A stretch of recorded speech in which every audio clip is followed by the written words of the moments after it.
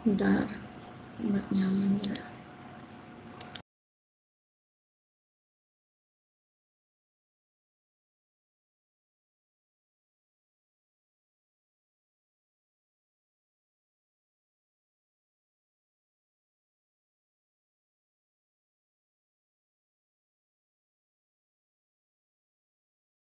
Kemarin sudah diajar Bu Haryanti ya sebelum UTS. Kalau saya mau membahas mengenai embriogenesis, kira-kira ada di mana proses itu terjadi? Nggak kelihatan caranya kayak gini. Bentar. Kira-kira proses embriogenesis itu terjadi di mana kalau pada tumbuhan? Datu To'ah, coba Datu, proses embriogenesis itu terjadi di mana?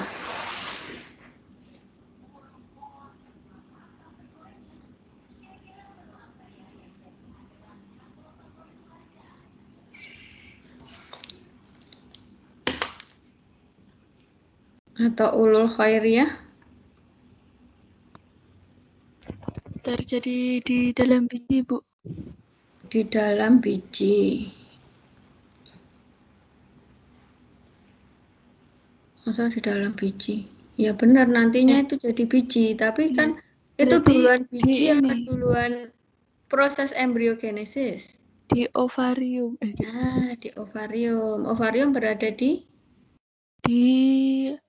ini apa ya?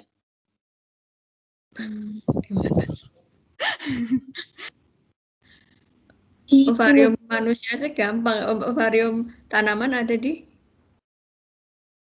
alat Di reproduksi perempuan. kan Perempuan. di bawah putik apa ya? tumbuhan kok perempuan.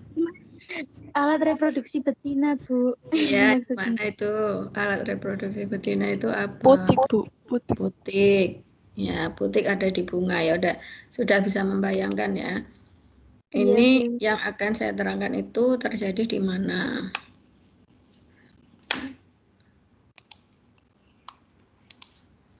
Jadi ini sebelum ke proses embriogenesis yang akan saya terangkan itu terjadi di bunga.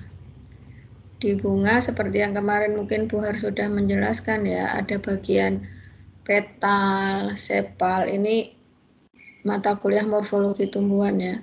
Petal, sepal, terus ada benang sari itu yang jantan dan putik itu yang betina.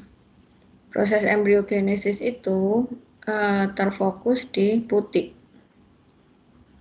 Di putik itu ada yang namanya ovul atau ovarium atau di mana di situ ada sel telur atau ovum. Ovul itu tempat ovum. Mungkin ini sudah diterangkan oleh Bu Har ya.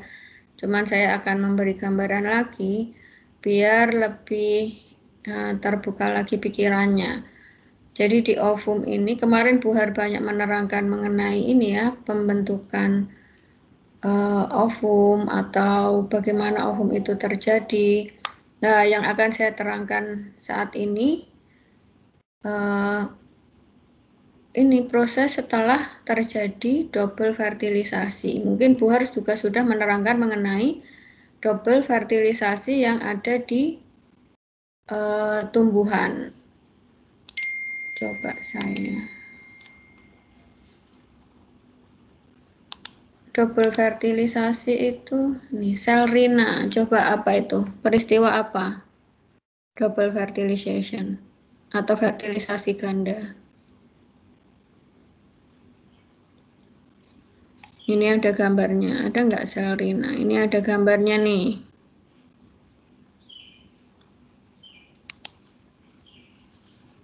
Masih ingat? Apa udah lupa? Apa nggak keluar di UTS? Atau belum diterangkan? Ada nggak sel rina?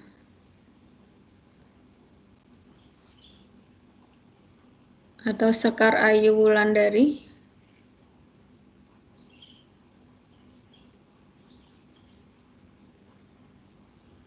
Ada Ibu. Ya, masih ingat nggak? Double fertilization Ya. atau fertilisasi ganda itu apa? Fertilisasi ganda itu ketika inti sperma itu memasuki sel telur. Yang satu inti sperma itu akan memasuki sel telur dan yang satu laginya itu membawa kantong embrio. Begitu bukan, Bu? Iya, benar. Jadi itu ya. Ada dua, yang satu menghasilkan apa? Yang pertama berarti menghasilkan apa?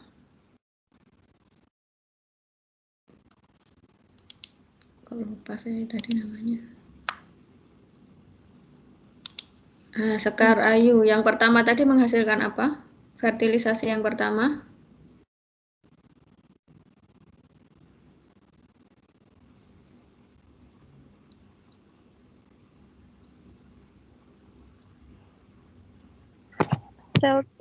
Halo Ibu.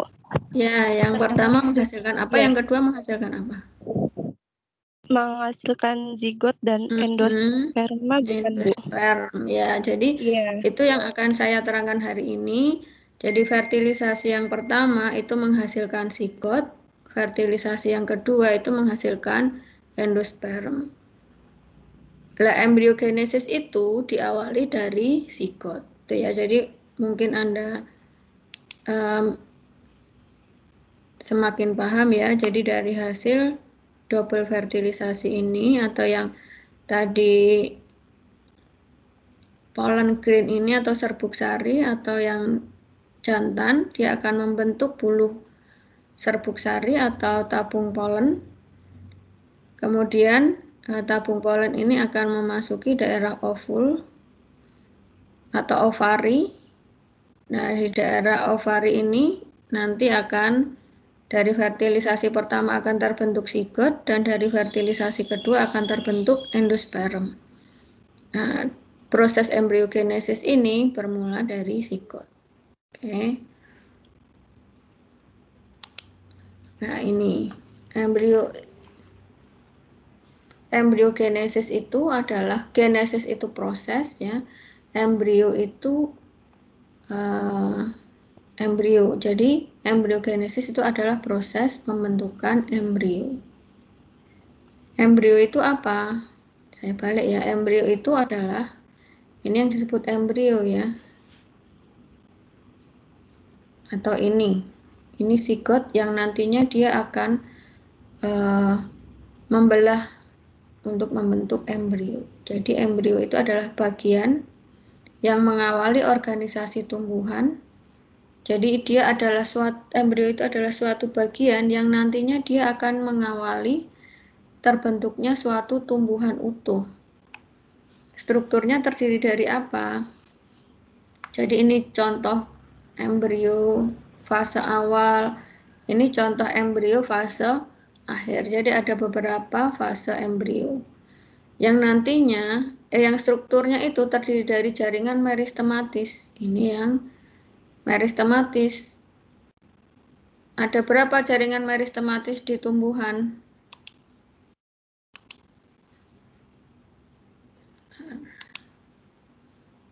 Retno, coba. Ada berapa jenis jaringan meristem di tumbuhan? Seperti yang Anda anatomi sudah dapatkan. Iya, Bu. Ada meristem apikal, Ya. itu ke ujung, meristem lateral pada samping, dia perkembangan untuk melebar biasanya, Bu. Dan meristem ketiak, Bu, yang pada ruas-ruas gitu. Itu sama nggak dengan meristem pucuk di meristem ketiak?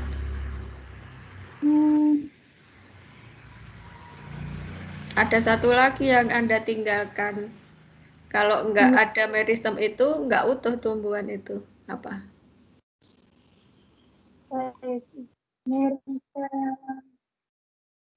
Meristem. Kalau tadi kan pucuk, lawannya berarti?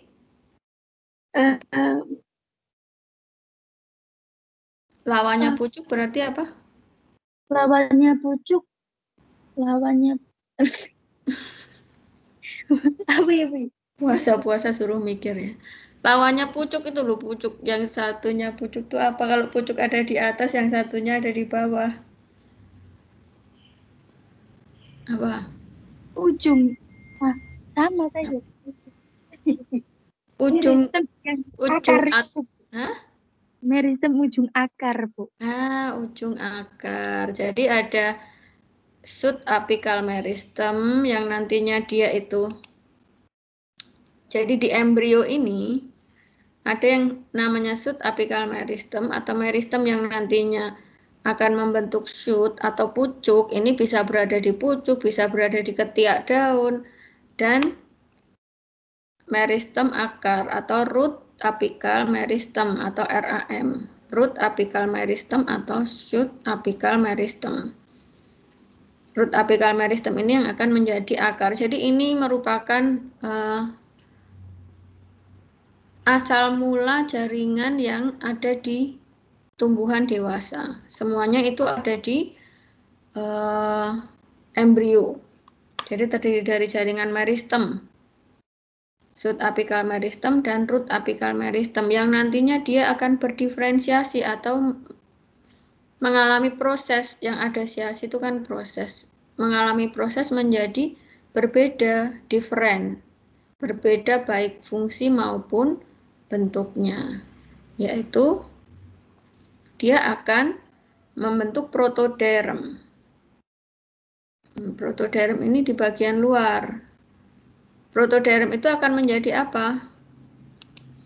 Ini antara nama dan ketutupan ya. Coba Regina, protoderm itu akan menjadi apa?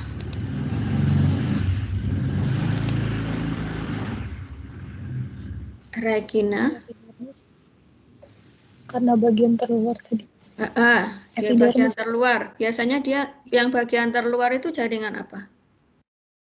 Epidermis. Epidermis. Jadi shoot apical meristem ini nanti lama-lama dia akan, nih ya, ini yang di awal dia akan menjadi protoderm. Dia ada bagian protoderm atau di bagian luar.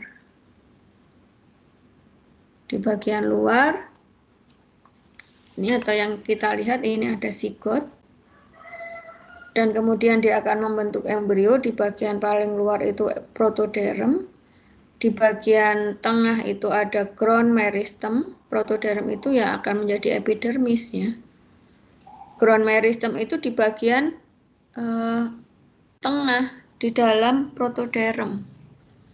Namanya aja ground meristem atau meristem dasar. Nantinya dia akan menjadi kortek atau subepidermis atau jaringan yang berada di dalam epidermis, biasanya dalam bentuk kortek. Tuh ya, ini asal mula kalau kita mempelajari anatomi, kita mengenal adanya epidermis, adanya kortek, adanya jaringan pengangkut atau jaringan vaskular. Jadi selain ada protoderm yang di bagian luar, ada ground meristem atau meristem dasar, dan ada prokambium. Prokambium itu ada di sini juga, provaskular, yang biru ini ya. Jadi provaskular ini yang namanya vaskular, nanti dia akan menjadi berkas pengangkut. Jadi asal mula terbentuknya berkas pengangkut. Jadi ada protoderm di bagian luar, ada shoot apical meristem di bagian atas. Shoot itu artinya nanti dia akan menjadi meristem yang nantinya akan menjadi shoot atau pucuk. Ada provaskular, pro itu sebelum ya, yang nantinya dia akan menjadi jaringan vaskular atau jaringan berkas pengangkut. Dan ground meristem tadi ya, ground meristem akan menjadi korteks. Korteks atau subepidermis di bagian dalam dari epidermis. Dan ada meristem kebalikannya dari shoot apical meristem, yaitu root apical meristem atau meristem yang akan menjadi akar. Dan ada ini ya, ada yang quiescent center ini yang selalu bersifat meristematik, dan ada suspensor ini ya. Suspensor ini dia tidak berkembang ya. Dia hanya seperti penghubung antara embrio dengan jaringan induknya. Tuh ya. Jadi ini embrio adalah bagian yang mengawali organisasi tumbuhan yang strukturnya terdiri dari jaringan meristematis yang nantinya mampu berdiferensiasi karena terdiri dari protoderm, prokambium, dan meristem dasar atau ground meristem atau meristem dasar tadi. Dan semua ini adalah hasil perkembangan dari zigot. Ini ya, berasal dari zigot seperti yang tadi sudah diceritakan di awal. Dari double fertilisasi tadi menghasilkan zigot dan endosperm. Dan zigot tadi akan berkembang membentuk embrio. Embrio itu yang nanti akan menjadi tanaman utuh. Dia adalah bagian yang nantinya akan menjadi tanaman utuh. Karena di embrio tadi ada jaringan meristematis.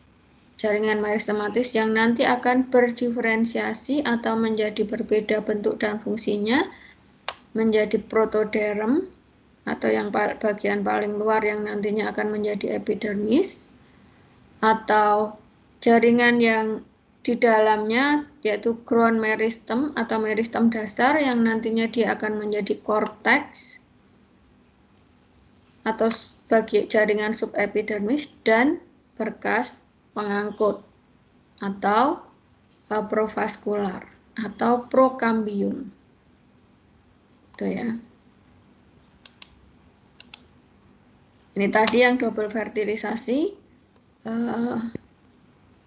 Jadi ada dari tabung polen atau tabung serbuk sari akan membawa 2 inti sperma, yang satu membuahi sel telur, yang satu lagi akan membuahi sel inti. Ada 2 sel ya di bagian tengah dari ovarium. Jadi yang membuahi sel telur akan membentuk zigot, dan yang membuahi apa ya namanya ini ya, bagian ini polar nuklei ini ya, itu dia akan membentuk endosperm. Dan untuk pembahasan hari ini akan membahas mengenai perkembangan zigot ini dan pembentukan endosperm. Ini ya, kita mulai dengan embriogenesis.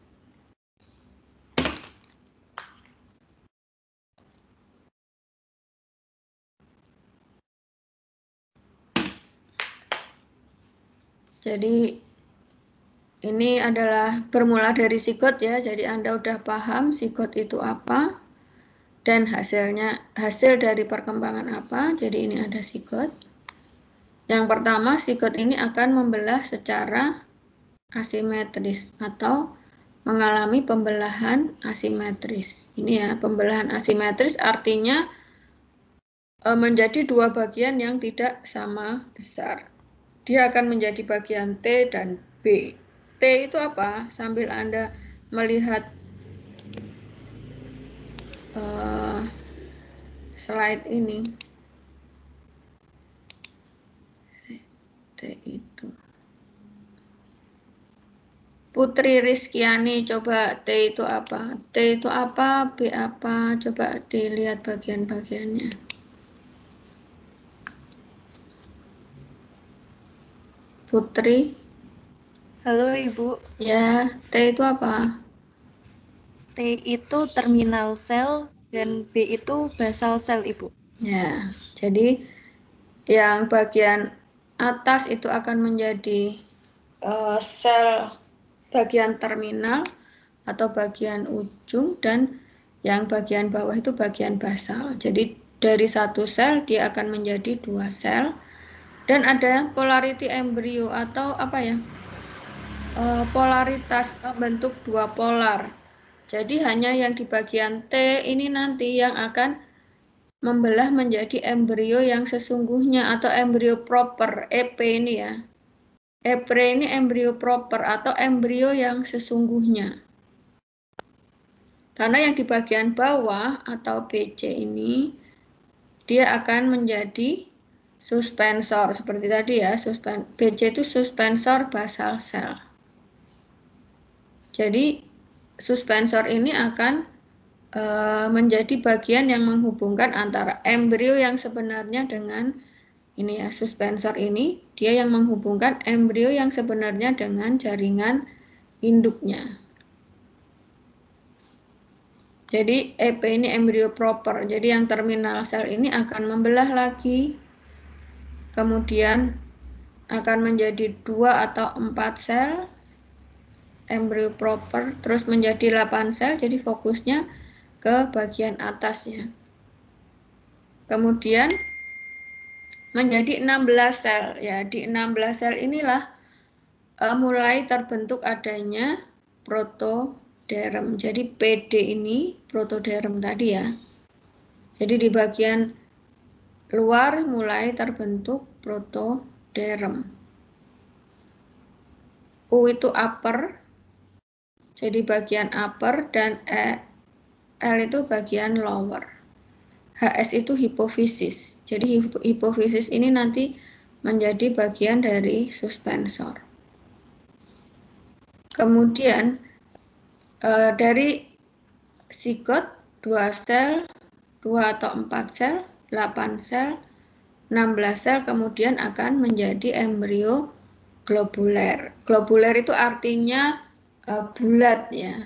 Jadi kalau bentuknya bulat atau belum terbentuk lekukan kotiledon, dia bentuknya bulat atau belum ada bagian mendatar seperti pada transition embrio, dia disebut embrio globular.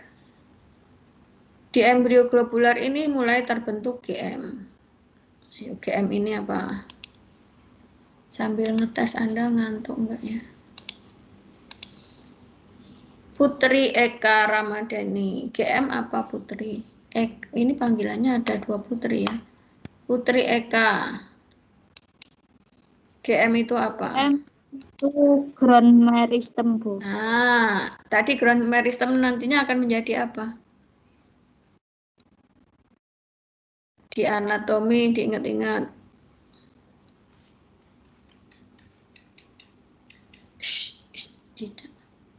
Nah, ground meristem tadi akan menjadi apa, Mbak?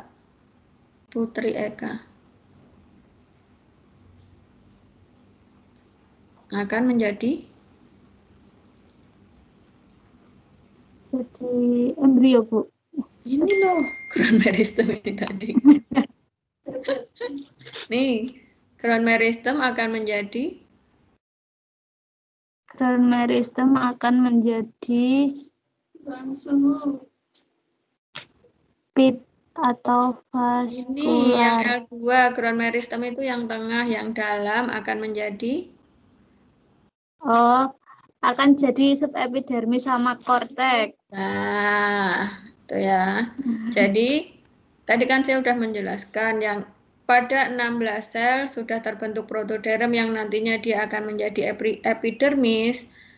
Dan di globuler mulai terbentuk ground meristem. Ground meristem itu meristem dasar. Nantinya dia akan menjadi korteks. Itu ya, diingat-ingat. Korteks atau subepidermis atau bagian yang berada di bagian dalam epidermis. Dan PC. PC ini prokambium. Yang biru ini ya, PC ini. PC atau prokambium ini dia akan menjadi berkas pengangkut.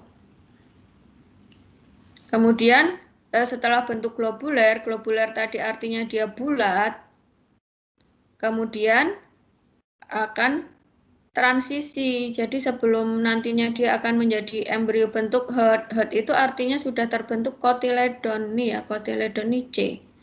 Ada 2 lekukan ini, 2 tonjolan ya, bukan lekukan. 2 tonjolan ini disebut kotiledon.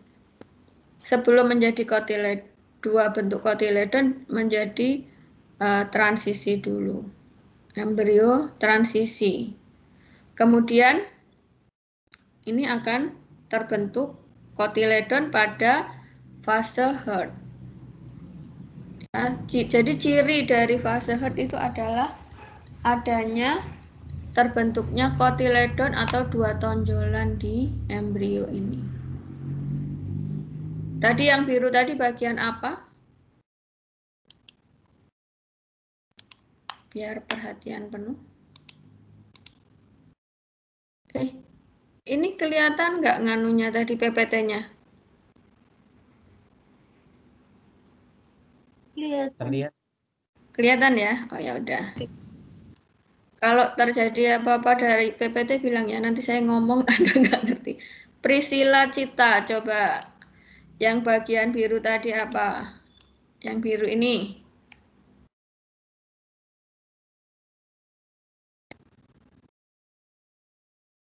Yang biru ini tadi apa? Priscilla Cita.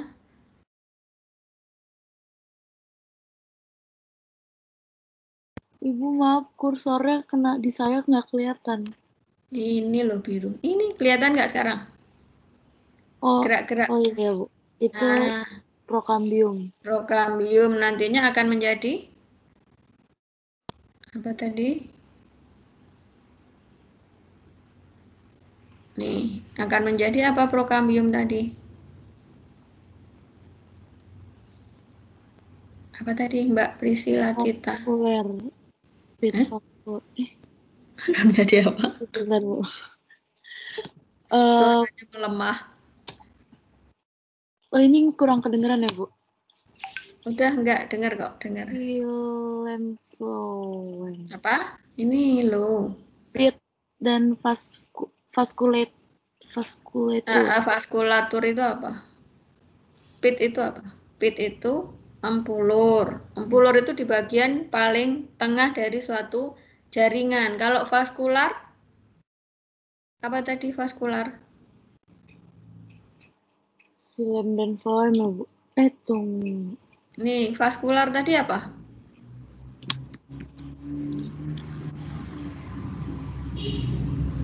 Vaskular tadi akan menjadi berkas pembuluh atau berkas pengangkut, itu ya.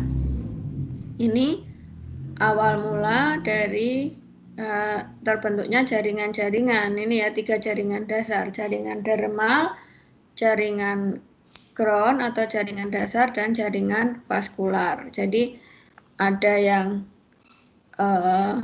setelah di fase embrio yang herd atau dicirikan terbentuknya tonjolan kotiledon, itu sudah terbentuk 3 jaringan dasar. Ini ya, yaitu jaringan dermal atau jaringan di bagian luar, jaringan dasar atau ground meristem, dan vaskular atau berkas pengangkut. Kemudian dari fase herd dia akan membentuk fase torpedo. Ini ya, yang di bagian tengah ini. Jadi fokuskan di bagian tengah. Lah, di bagian tengah ini kemungkinan sudah terbentuk biji. Jadi ovarium tadi atau ovul tadi dia sudah membentuk biji. Jadi seiring dengan terbentuknya embrio juga seiring terbentuknya endosperm. Sehingga ovul yang tadi ini, ovul yang ini, nah ovul yang ini lama-lama dia sudah membentuk biji. Ini ya, ini developing seed.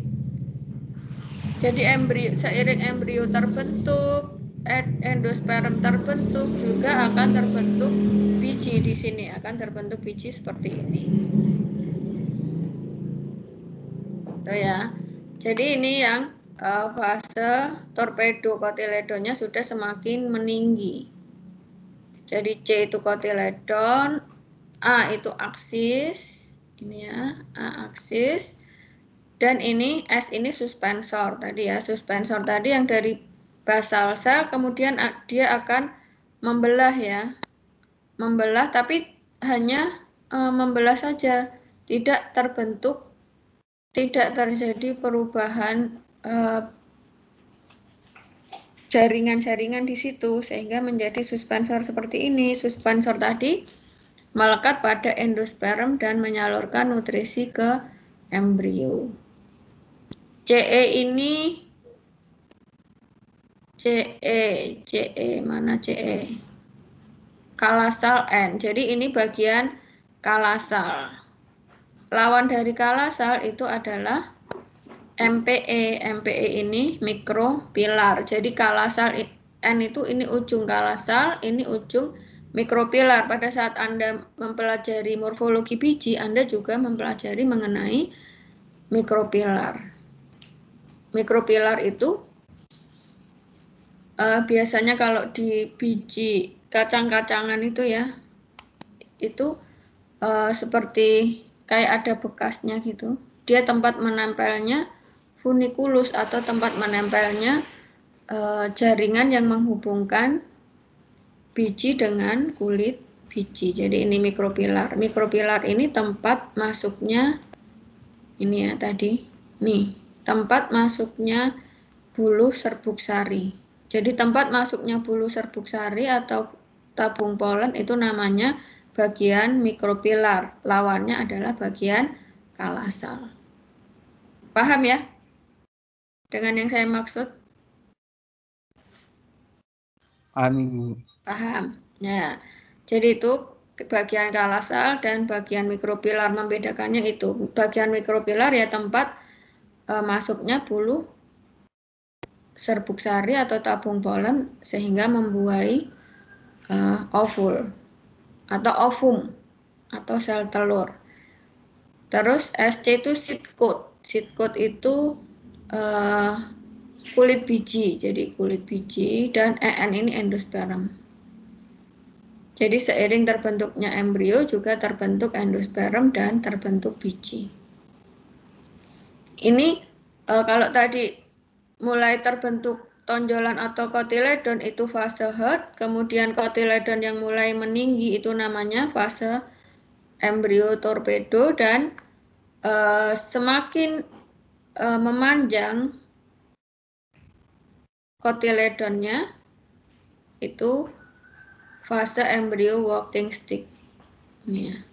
Kemudian terbentuk embrio yang dewasa atau embrio mature dengan bagian-bagian yang sama, subapical meristem, root apical meristem yang di bagian bawah dekat suspensor. Nyari apa?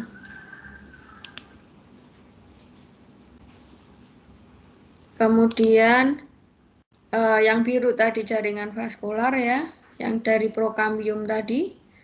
Yang biru ini tadi prokambium, dia lama-lama akan menjadi jaringan vaskular. Terus GM tadi ini ground meristem, PD ini periderm ya tadi, protoderm. PC tadi mana PC? Prokambium, prokambium itu tadi ya yang akan menjadi jaringan vaskular EN endosperm. Jadi ini adalah fase-fase yang terjadi pada embryogenesis atau fase yang terjadi pada proses pembentukan embrio. Jadi dari zigot kemudian menjadi embrio yang mature atau embrio yang dewasa. Ini yang disebut fase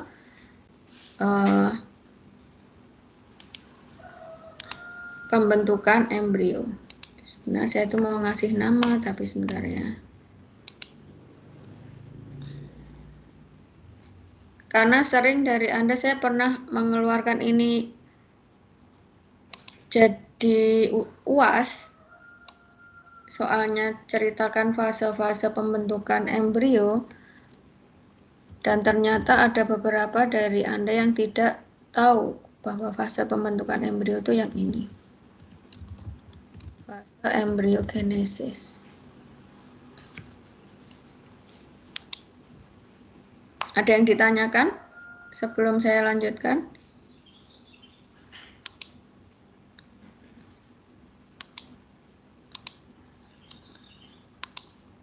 Paham dengan apa yang saya terangkan? Bu, saya izin bertanya. Ya, silahkan. Batas antara kalasal dan mikropilar itu apa ya, Bu? Batas, ya batasnya apa ya, ujung sama ujung sama ujung ini loh Mas.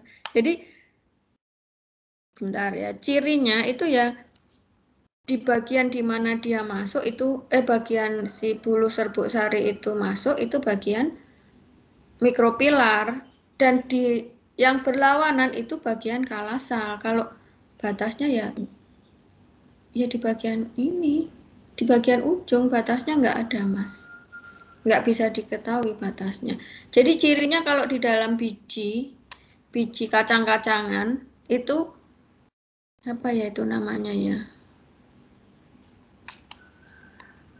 Tahu kacang-kacangan ya? Tahu mikropilar di kacang-kacangan, Mas Zidan? Mikropilar, ujung mikropilar di kacang-kacangan pernah lihat apa enggak? Saya kurang tahu yang bagian mananya, Ibu. Belum Cuma paham? ada lubangnya, cuma kurang tahu apa benar itu mikropilar seperti itu. Nah, sebentar saya carikan di sini ya. Kacang-kacangan. Kacang tanah. Mikropilar.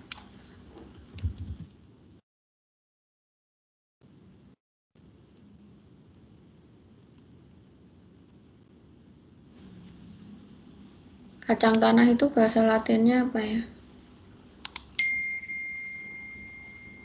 Aracis hipogae, Ibu. Ya, aracis ya.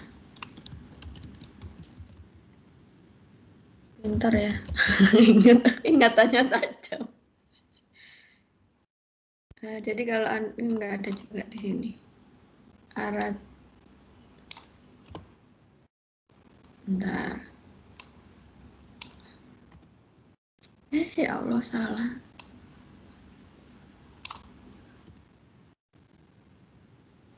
Nah, ini. Itu nama Latin hilus ya, hilus ya. Ingat nggak hilus? Waktu apa itu? Morfologi biji, hilus kayaknya namanya. Hilus. Kok nggak ada gambar yang bagus ya? Hilus apa hilum?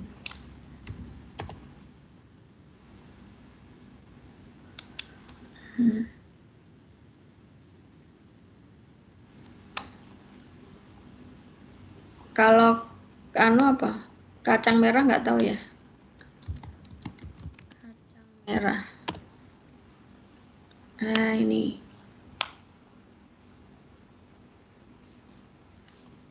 Bentar ya, ini saya slide-nya saya ubah dulu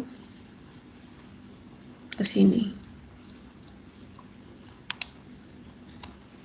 Ini udah kelihatan ya gambar kacang merahnya? Sudah, Bu. Ya, ini berarti yang putih-putih ini. Nah, ini kan. Yang putih ini makrofil. Ini di sini tempat melekatnya apa itu? Kalau manusia ari-ari wudel ya. Tahu wudel apa ya? Wudel. Pusar. Lah, ini kayak pusar. Lah, di bagian dekat sini ini ada lubang ya, ada lubang tempat masuknya bulu serbuk sari yang namanya mikropilar N tadi atau ujung mikropilar. Lah, lawannya itu adalah kalasal, bagian kalasal. Kalau batasnya ya nggak ada yang batas jelasnya ya gitu ya Mas Zidan, gimana? Berarti itu kesatuannya, Ibu. Maksud saya bukan kayak bagian yang istilahnya bertempelan. Enggak. Itu ujung. Jadi bagian ujung, di ujung di mana tempat masuknya bulu serbuk sari namanya mikropilar. Lah, ujung yang berlawanan itu ya artinya yang sebelah berlawanan itu kalasal gitu aja. Paham nggak, Mas? Menjawab nggak ini apa? Ibu menjawab. Oke. Makasih, Ibu. Ya, ini udah kelihatan lagi PPT-nya? Sudah, Ibu. Ya, jadi ini ya. Mikropilar N dan kalasal N. Jadi kalau saya memberikan soal misalnya tentang jelaskan fase-fase yang terjadi pada saat embriogenesis atau fase-fase yang terjadi di proses perkembangan dari zigot ke embrio, ya jawabannya ini gitu ya. Ada fase dari zigot, kemudian dia membelah secara asimetris karena hasilnya itu dua bagian yang berbeda sehingga menjadi 2 sel, kemudian menjadi 4 sel di bagian embrio propernya yang 4 sel itu karena embrio proper itu embrio yang sesungguhnya. Kemudian 8 sel, fase 8 sel, fase 16 sel. Kemudian karena bulat dia disebut fase globular. Terus kemudian fase transisi sebelum terbentuknya kotiledon. Nah, pada saat sudah terbentuk tonjolan kotiledon, dia fase Hurd. Pada saat kotiledonnya semakin memanjang, fase torpedo. Dan pada saat kotiledonnya semakin panjang banget, itu fase walking stick. Kemudian pada saat embrionya itu sudah matang atau siap untuk berkecambah, dia mature embrio. Jadi ini yang disebut fase-fase embryogenesis. Seiring dengan ini terjadi di mana? Dia terjadi di ovarium ya, atau di ovul. Yang lama-lama ovul itu juga akan terjadi proses pembentukan endosperm. Dan lama-lama dia akan menjadi biji. Jadi kalau tadi ada yang di awal ada yang menjawab proses embryogenesis itu terjadi di biji, ya memang itu nantinya di biji tadi, tapi proses awalnya dia berada di ovarium atau ovul. Ya, ovarium atau ovul. Ini ovul. Yang berada di putik dan berada di bunga. Itu ya. Sehingga Anda tahu gambarannya itu terjadi di mana sih, belajarnya mungkin akan lebih enak. Embrio yang seperti ini, ada 2 jenis embrio ya, ada yang tahu nggak ada 2 jenis embrio, embrio apa aja?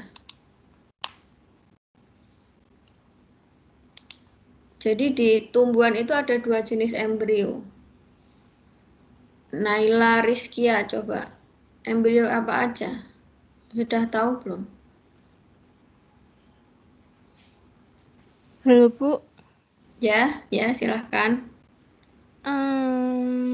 Saya belum tahu, Bu. Belum tahu ya. Harus ikut ini. Coba Muhammad Dafiq. Sudah tahu belum? Ada 2 jenis embrio di tumbuhan itu. Embrio apa aja?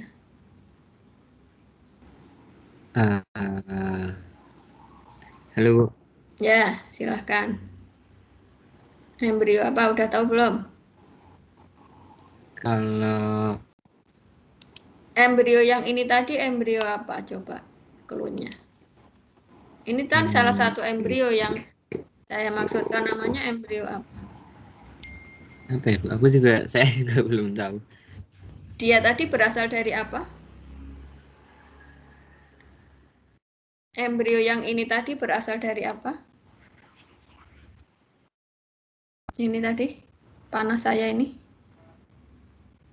Berasal dari apa, David? Ini. Panah saya ini loh. Globura embrio itu. Ini loh. Kelihatan nggak kursor saya? Oh, yang itu. Panahnya berasal dari dari zigot. Zigot. Berarti namanya embrio zigotik. Zigotik. Oh. Pernah dengar embrio zigotik? Pernah dengar apa belum? Belum, Ibu. Apa saya lupa, Ibu? Tapi kayaknya belum pernah dengar.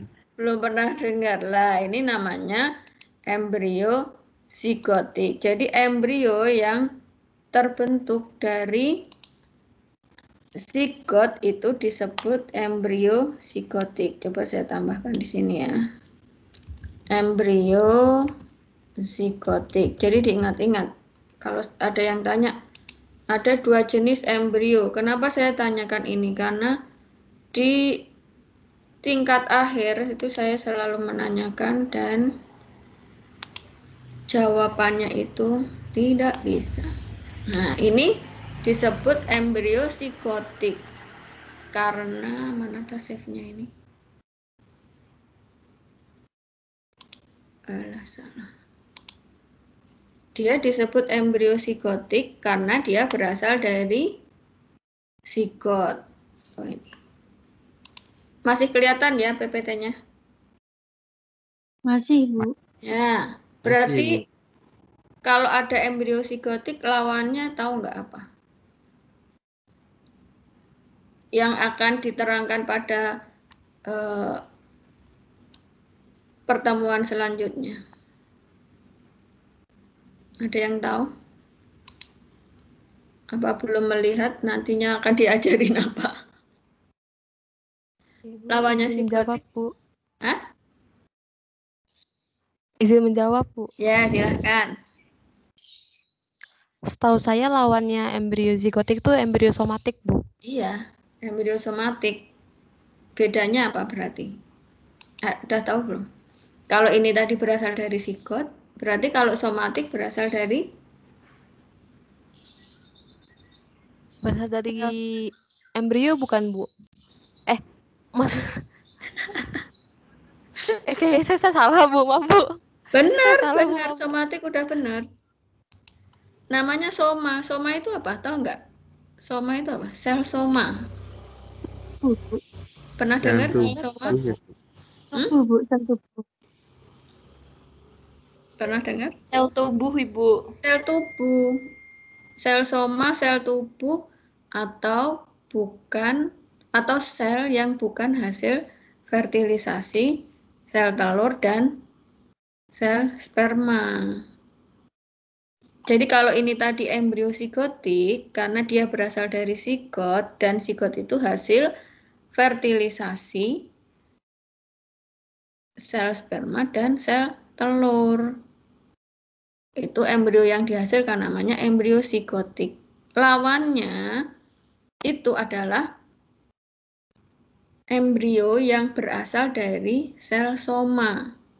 Sel soma itu ya selain sel zigot, bisa dari jaringan daun, bisa dari sel-sel daun, bisa dari sel-sel epidermis, bisa dari sel yang berada di jaringan batang, bisa sel jaringan akar. Itu namanya sel soma. Sel soma itu sel bukan hasil fertilisasi gamet jantan dan gamet betina. Itu bisa membentuk embrio juga. Nah, itu nanti namanya embrio somatik, lawannya dari embrio psikotik.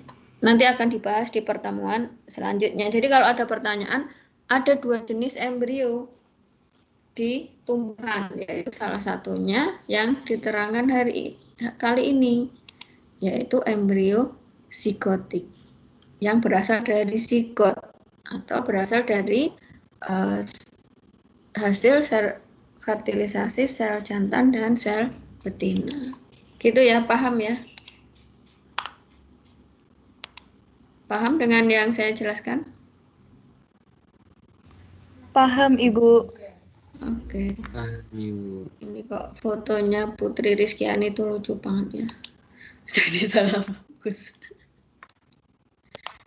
Terus selanjutnya, jadi nih ya, ini fase-fase embriogenesis. Jadi nanti kalau ada pertanyaan lagi,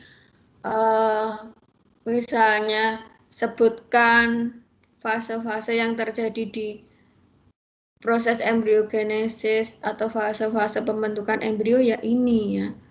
Ada fase zigot, fase 2 sel, 4 sel, 8 sel, 16 sel, globular, transisi, herd, torpedo, walking stick, dan mature embryo. Jadi itu. Ini yang terjadi di anatominya ya, ini potongan anatominya. Kalau ini tadi terjadi di dikotil, karena ada terbentuk 2 kotiledon, ini terjadi di dikotil, yang ini terjadi di monokotil, sebenarnya hampir sama ya. ada suspensor dan sel terminal dan bagian basal dan bagian terminal. Di bagian terminal inilah yang nantinya dia akan membelah menjadi embrio yang tadi 2 sel, 4 sel, 8 sel. Terus kemudian kotiledonnya seperti ini ya, bukan 2 ya, karena ini monokotil, jadi kotiledonnya hanya 1, enggak 2 seperti tadi. Kemudian terjadi ada yang kotiledon, hipokotil, radikula yang nanti dia akan menjadi akar. Ini contoh pada monokotil. Kemudian selanjutnya saya ingin menerangkan pada saat pertumbuhan embrio itu juga ada proses fisiologi di situ, gitu loh. Ada proses yang terjadi ini ya. Jadi dari gambar ini coba Anda cermati gambar ini. Ada yang ini ya, tadi yang fase 2 sel, 4 sel, 8 sel. Ini yang globular ya, karena udah bulat ya. Udah bulat nih globular, ya kan, globular. Kalau ini belum ada kotiledonnya, di masih fase transisi. Kalau sudah ada tonjolan kotiledonnya, dia fase herd. Ini yang linear tadi itu, tadi nama fasenya torpedo ya, di sini linear. Hampir sama ya, cuman dia penamaannya berbeda. Linear karena lurus. Terus yang walking stick tadi di sini bend karena melengkung. Kalau tadi istilahnya walking stick. Terus mature atau sudah dewasa, terus post mature dan dorman. Jadi ini semua pada saat linear ini pembentukan bijinya sudah mulai terjadi dengan sempurna sehingga ada sampai si biji itu tadi mengalami dorman sebelum dia tumbuh lagi menjadi seedling. Ini contoh pada tanaman Arabidopsis thaliana. Proses apa saja yang terjadi? Jadi kalau ini tadi fertilisasi ya, sigot itu tadi hasil fertilisasi, ini setelah dorman itu nanti akan terjadi perkecambahan pada seedling, menjadi seedling. Kemudian apa saja yang terbentuk di situ? Jadi ini pada gambar yang di bawahnya tadi saya juga sudah bilang, selama proses pembentukan embrio itu tadi juga terjadi pembentukan endosperm atau perkembangan endosperm. Nanti akan lebih jelas pada slide selanjutnya ada mengenai perkembangan endosperm. Kemudian di sini tadi ini ya, sampai fase transisi. Jadi cara membaca gambar ini terjadi diferensiasi suspensor atau embrio proper. Terjadi diferensiasi antara suspensor dan embrio proper seperti tadi ya, bahwa di bagian tepi itu terbentuk mulai terjadi diferensiasi ini tadi nih. Jadi setelah membelah kemudian terjadi diferensiasi menjadi protoderm, menjadi ground meristem, kemudian menjadi prokambium. Jadi ini terjadi diferensiasi suspensor dan embrio proper. Kemudian terjadi juga pada fase globuler ini diferensiasi sel dan jaringan. Tadi nih ya. Nih diferensiasi sel dan jaringan menjadi protoderm, ground meristem, prokambium. Kemudian terjadi juga adanya subapical meristem dan root apical meristem.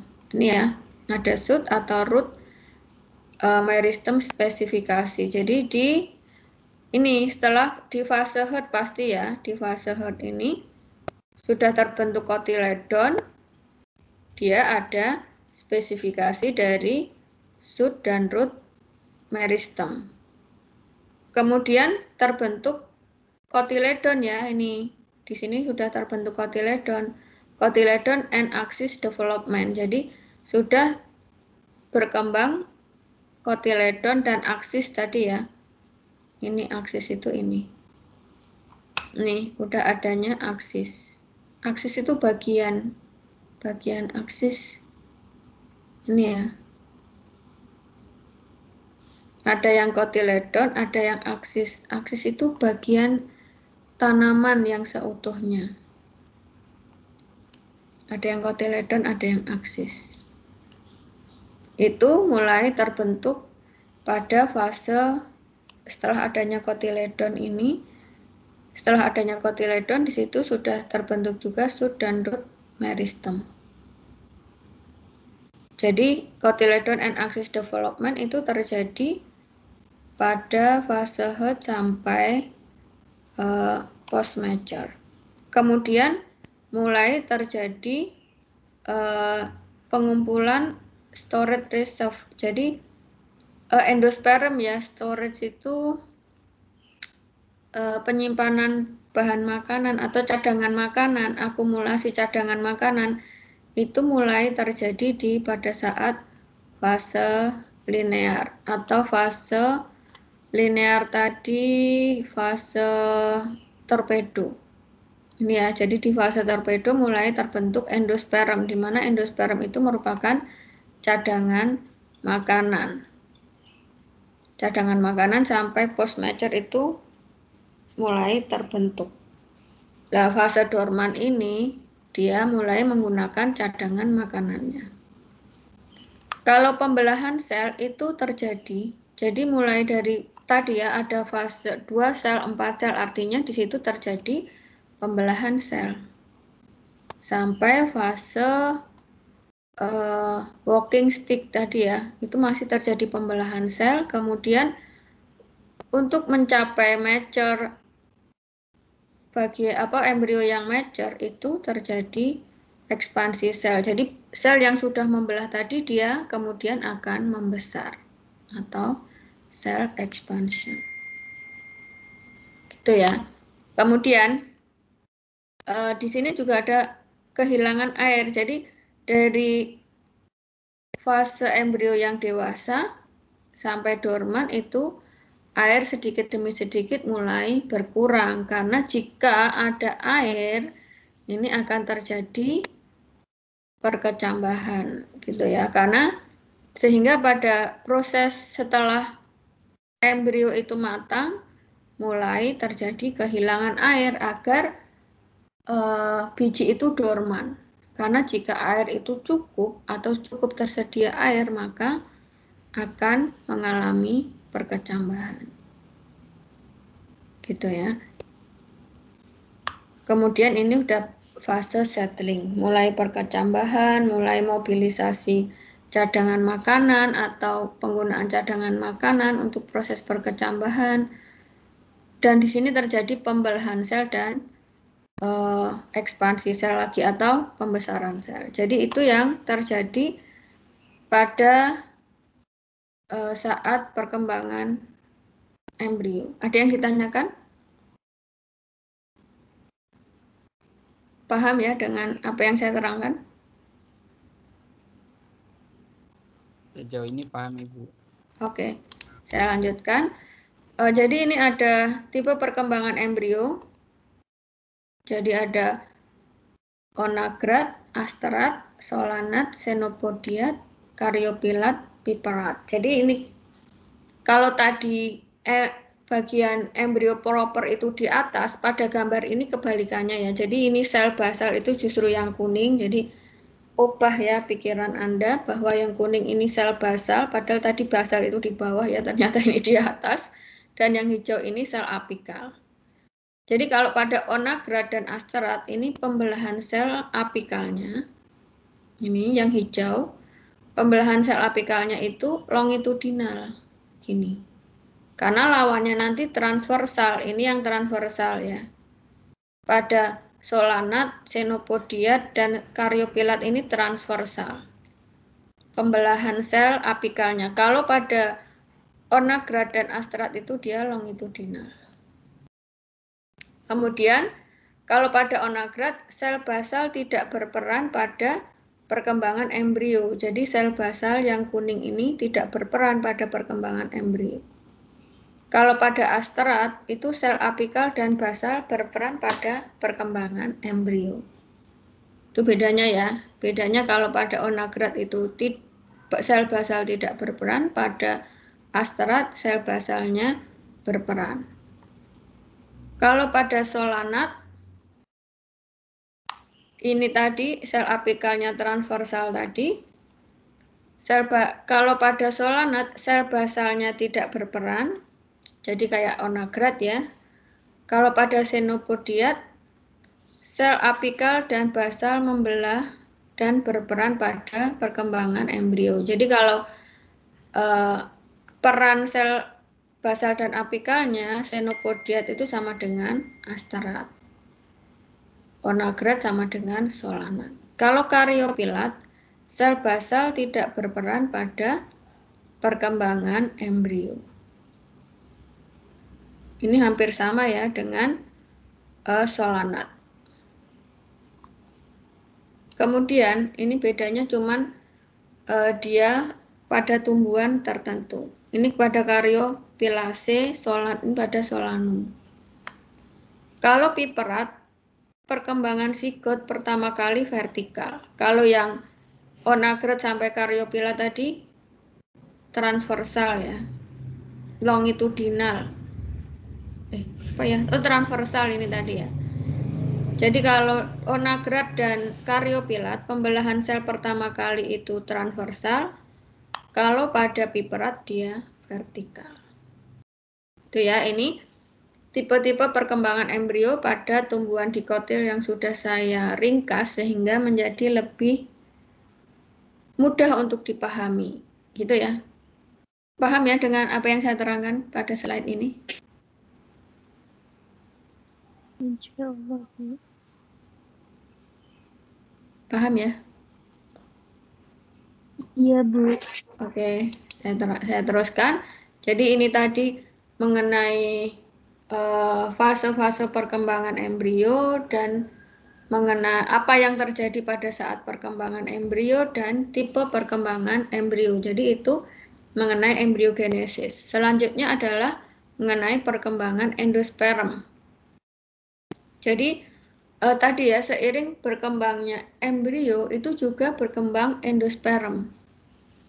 Endosperm tadi hasil fertilisasi ganda antara sel inti sperma yang kedua dengan sel yang berada di tengah dari ovarium tadi, sehingga yang bersifat 2N, sehingga endosperm ini bersifat 3N.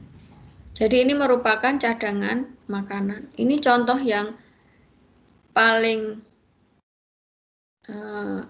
sering ya digunakan contoh ini pada kelapa yang sering jadi santan itu merupakan endosperm juga atau solid endosperm yang sering kita jadikan santan atau kita makan sebagai kelapa muda. Kalau air kelapanya itu merupakan liquid endosperm. Jadi di kelapa ini ada dua jenis endosperm, yaitu endosperm yang padat dan endosperm yang cair. Yang cair itu yang air kelapanya yang kita minum. Jadi kenapa air kelapa itu sungguh-sungguh kaya akan nutrisi ya, karena endosperm itu benar-benar cadangan makanan untuk tumbuhan itu. Ini ya, atau definisi endosperm sebagai selain makanan cadangan, dia bagian dari biji tumbuhan berbunga yang merupakan hasil dari pembuahan berganda selain embrio. Ini contoh endosperm pada jagung.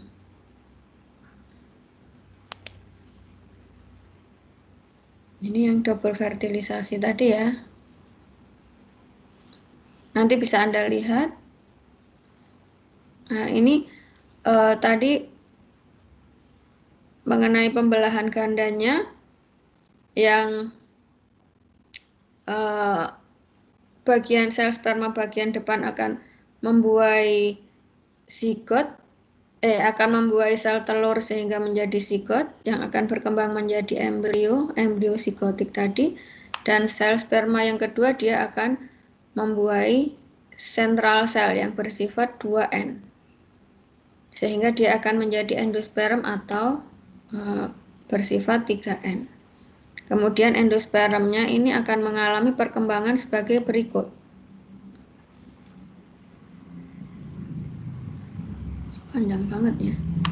Jadi seperti tadi ada yang ini ya, pembentukan endosperm dimulai dengan pembelahan sel antiklinal. Jadi ini bisa Anda baca ya nanti, menghasilkan inti yang ditempatkan di sekeliling sitoplasma perifer. Jadi ini embrionya, ini di bagian ovul tadi. Ini mulai terbentuk inti dari endosperm. Ini suspensor tadi ya yang menghubungkan embrio dengan jaringan induk. Pembentukan endosperm dimulai dengan pembelahan sel antiklinal menghasilkan inti yang ditempatkan di sekeliling sitoplasma perifer. Kemudian diikuti oleh pembentukan lapisan endosperm perifer. Kemudian endosperm perifer berevolusi menjadi endosperm seluler setelah pembelahan periklinal dan peristiwa pembentukan dinding sel. Jadi ini ya, ini dulu sepertinya. Jadi ada tipe perkembangan endosperm, ada 3 tipe perkembangan endosperm berdasarkan urutan pembelahan inti dan perkembangan dinding sel. Jadi ini kita lihat dulu, kita cermati dulu yang A, itu endosperm seluler. Ini yang A, endosperm seluler. Ini zigotnya, ini endospermnya. Tipe seluler itu setiap pembelahan inti sel diikuti oleh pembentukan dinding sel. Jadi inti selnya membelah, kemudian langsung membentuk dinding sel. Itu yang tipe seluler sehingga membentuk sel. Jadi inti selnya membelah kemudian membentuk dinding sel, itu yang tipe seluler. Kita lihat yang tipe nuklear, itu yang C. Tipe nuklear, tipe seluler itu yang B ya. Ini yang tipe seluler sehingga setiap pembelahan inti sel diikuti pembentukan dinding sel sehingga terbentuk seperti ini. Untuk yang C itu tipe nuklear. Setiap pembelahan inti tidak langsung diikuti oleh pembentukan dinding sel, itu bedanya ya. Kalau di seluler inti membelah langsung membentuk dinding sel, kalau yang nuklear tidak seperti itu. Setelah pembelahan sel tidak diikuti oleh pembentukan dinding sel. Itu pada nuklear. Kalau pada helobial yang D itu gabungan dari 2 tipe tadi ya. Ada yang seluler dan ada yang nuklear. Jadi ada yang pembelahan inti sel kemudian membentuk dinding sel. Kemudian ada yang pembelahan inti sel tidak diikuti pembentukan dinding sel. Paham ya bedanya tipe perkembangan endosperm yang seluler, nuklear, dan helobial? Paham? Iya Bu, paham Bu. Oke. Ini sebenarnya ada videonya juga, nanti bisa Anda lihat mengenai perkembangan endosperm tipe nuklear seperti tadi ya. Kalau nuklear itu tidak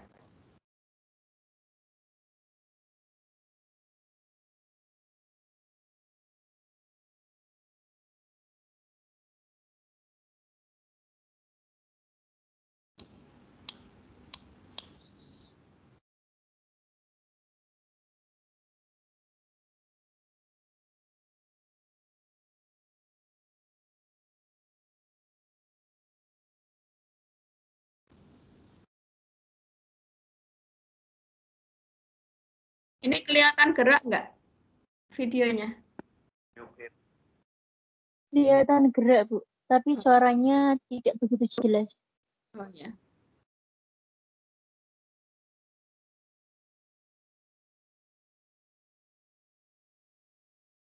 Ini yang nuklear tadi ya, yang tidak disertai pembentukan dinding sel.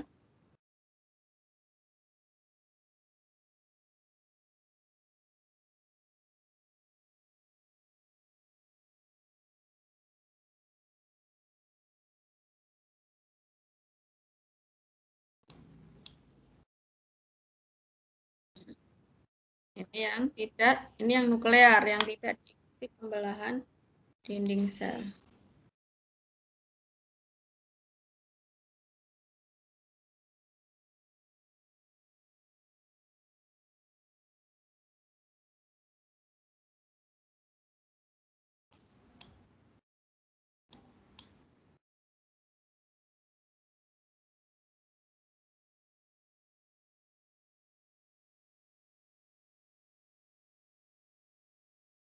Oh, ini ya bedanya.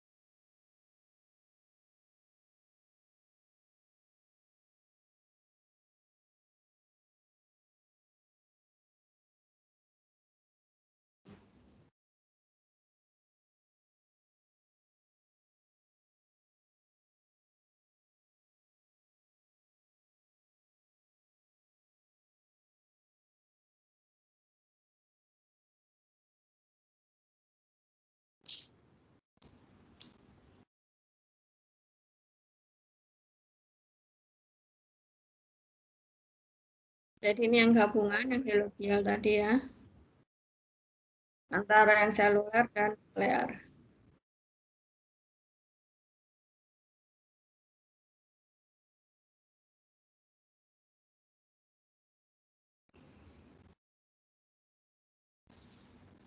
Ya itu ya. Jadi itu mengenai endosperm, fungsinya ya jelas untuk menyediakan nutrisi untuk mendukung embrio selama perkembangan dan perkecambahan biji. Nah ini sekarang kita ke sini. Jadi pada saat perkembangan embrio tadi itu juga terjadi perkembangan endosperm. Nah di sini apa saja sih yang hormon yang berperan pada saat perkembangan embrio dan endosperm tadi? Itu ada auksin, sitokinin, ini brasikosteroid dan giberelin. Jadi itu ya, ini terjadi, dan ini terjadi proses morfogenesis dan maturasi dan desikasi. Jadi pada proses, karena banyak pembelahan yang berperan pada pembelahan sel itu adalah sitokinin, sehingga yang banyak berperan di sini adalah di awal-awal adalah sitokinin, karena seperti tadi ya di awal itu banyak terjadi pembelahan sel, belum pemanjangan sel atau ekspansi sel, sehingga sitokinin yang banyak berperan.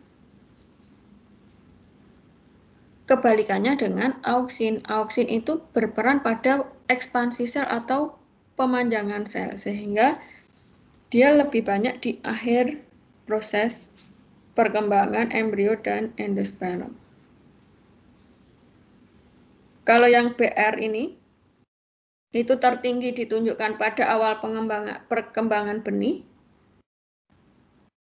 dan dia dideteksi dalam jaringan induknya atau di daerah integumen. Dan dia mulai menurun pada akhir proses pematangan. Tapi kalau giberelin itu naik turun ya. Ini akumulasi giberelin menunjukkan dua puncak yang sesuai dengan fase spesifik perkembangan benih, yaitu pada tahap diferensiasi embrio, ketika GA memacu pertumbuhan dan ekspansi sel. Jadi GA itu hampir sama dengan auksin, dia lebih ke pemanjangan sel. Jadi pada saat di mana terjadi proses pemanjangan sel itu GA akan naik. Kemudian GA turun dan GA ini akan naik lagi pada saat akhir fase pematangan atau ketika mengaktifkan enzim proteolitik yang akan memobilisasi nutrisi dari endosperm untuk perkecambahan. Jadi GA ini berperan lagi pada saat dia akan mengalami perkecambahan. Jadi pada saat proses pembelahan sel, GA ini tidak berperan. Jadi pada saat proses pembelahan sel di awal, itu yang berperan hanya sitokinin. Kemudian pada saat mulai pemanjangan sel, itu mulai berperanlah auksin dan giberelin di sini.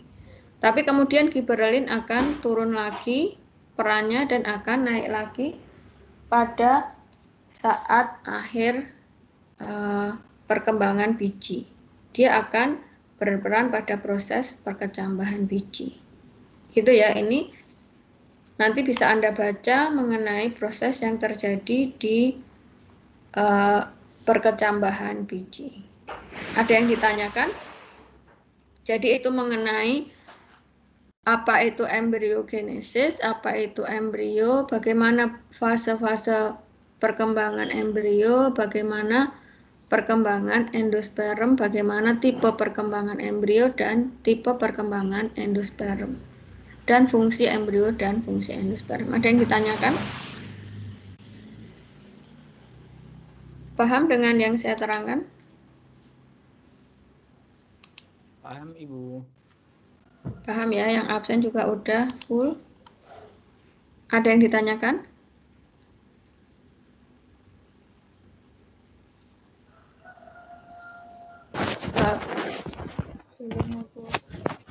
Tapi emang ini ya Bu, rumit ya Bu. Hah? Suaranya pelan. Emang materinya agak rumit ya Bu. Oh ya, yang mana yang agak rumit? Yang belum paham penjelasan proses-proses itu terlalu panjang. Oh, yang ini, yang penjelasan yang mana? Ya mungkin nanti kita pahami ulang kan Yang udah ini, direkod Bu. yang seed development atau yang ini? Yang slide 9? Ini? Ya itu Bu. Ya, Ini ya? yang 109. Ya, yang 9. Kalau yang ini tadi kan lebih ke hormon yang berperan ya. Nah, di sini sebenarnya itu tadi intinya bahwa di awal ini aja. Di awal terjadi pembelahan sel. Ini aja Anda baca ini semua. Ini ya. Ada terbentuk suspensor ya di awal tadi di sini. Terbentuk suspensor dan embrio proper. Embrio proper ini yang kepalanya ini loh, yang bulat-bulat ini. Yang panjang ini suspensor. Lah ini dia sampai fase transisi. Lihat aja batas kotaknya ini. Jadi kalau menerangkan, sampai fase transisi itu terjadi diferensiasi embrio proper dan suspensor. Kemudian, dan pembelahan sel ya pastinya, karena setelah globular sampai fase Hut itu terjadi diferensiasi sel dan jaringan. Jadi jaringan yang mulai membelah di awal tadi kemudian mengalami diferensiasi. Lah yang ini tadi kalau di bagian yang shoot and meristem spesifikasi ya, di bagian transisi sampai Hut ini mulai terjadi spesifikasi shoot apical meristem dan root apical meristem. Kalau perkembangan kotiledon ya dia pasti Setelah terbentuk kotiledon di fase Hurd, itu mulai terjadi perkembangan kotiledon dan aksis. Aksis itu di bagian bawah ini ya. Di bawahnya kotiledon ini aksis. Atau tubuh, bagian tubuh. Kemudian seperti tadi, setelah adanya yang linear atau kalau yang tadi itu linear tadi torpedo, nah pada saat torpedo inilah endosperm mulai terbentuk. Karena endosperm ini sebagai cadangan makanan. Endosperm mulai terbentuk. Gitu ya. Lah, pada saat ini tadi, pembelahan sel ini mulai dari preglobular atau masih zigot, masih 2 sel sampai 16 sel, atau sebelum globular sampai yang walking stick itu masih terjadi pembelahan sel. Makanya tadi yang untuk pembelahan sel tadi hormon apa? Kalau ingat tadi hormon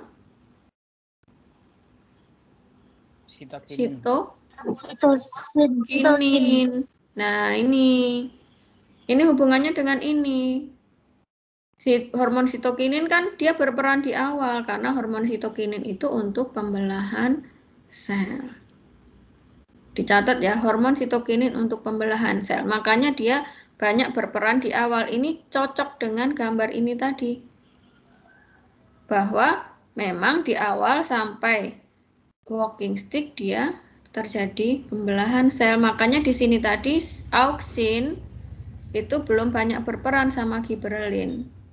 Karena auksin sama giberelin berperan pada ekspansi sel atau pembesaran sel. Dan itu terjadi setelah embrionya itu mature. Gitu ya. Paham? Lebih paham nggak? Lebih, Ibu. Ya. Kalau ini tadi ya, perkembangan endosperm tadi yang free nuklear, kemudian selularisasi, kemudian absorpsi itu mulai mengambil endospermnya ya, karena absorpsi itu pasti kan pengambilan gitu. Kalau menerangkan gambar ini seperti itu. Nah ini lost water ini ya jelas pada saat dia mau dorman itu airnya harus dikurangi gitu sehingga biar tidak memacu terjadinya perkecambahan embrio ini karena proses perkecambahan itu yang sangat dibutuhkan hanya air. Gitu, paham ya? Iya, Bu. Ada yang ditanyakan lagi atau ada yang kurang paham?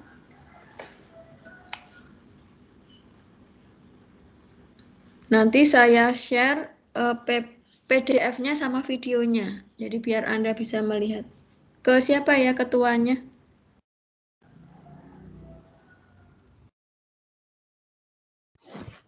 Saya, Ibu.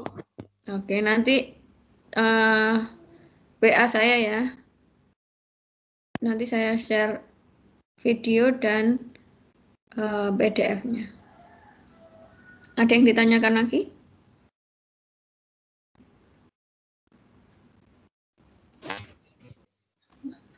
Udah paham ya? Iya. Ya, oke. Kalau belum paham bisa Anda tanyakan minggu depan setelah Anda cermati. Makanya harapan saya Anda cermati lagi sehingga kalau ada yang nggak paham bisa Anda tanyakan.